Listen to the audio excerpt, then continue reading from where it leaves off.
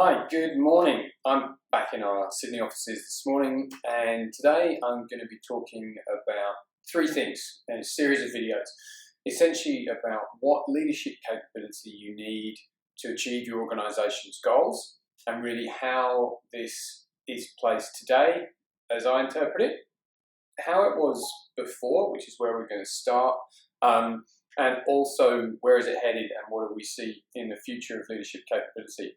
So let's start with the past, right? So I think essentially, whether we refer to the past as 2 years ago, 5 years ago, further back, or even for some, it's a very recent past, or maybe even still the current. When we talked about what leadership capability do you need to ensure that your organisation has and that you have to achieve your and your organisation's goals, most people would essentially look up and go, well, that's what I need. I need what my boss has got. That's the capability that I need to step up and to deliver these goals. Therefore, development was fairly linear. It's not to say that it was rigid. You could move left, you could move right, you could hop into a different function, a different geography, but it was more or less on a line. You could see where you were going and you knew where you were headed. Also, development tended to be based on known challenges and opportunities.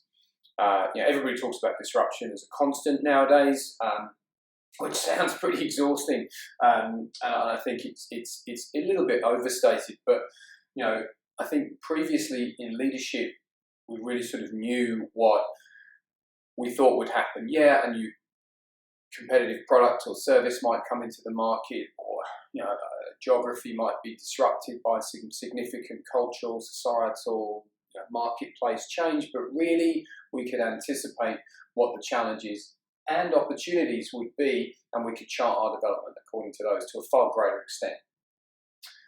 The other thing, and again we do still see this to an extent today, but far more pronounced previously, is essentially that functional excellence was equivalent to management ability and leadership capability.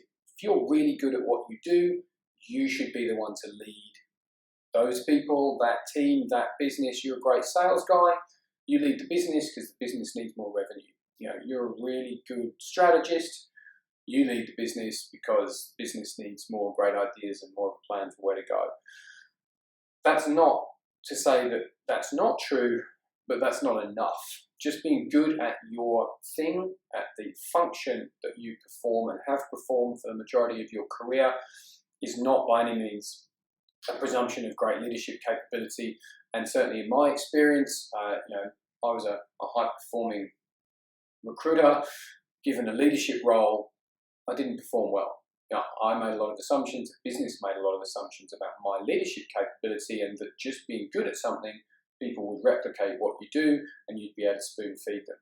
Obviously, it's not that simple, but I think a lot of the time previously, and to an extent, some of the times we still see it today, that is assumed. So that's the past. In the next clip, let's look at where I think things are now.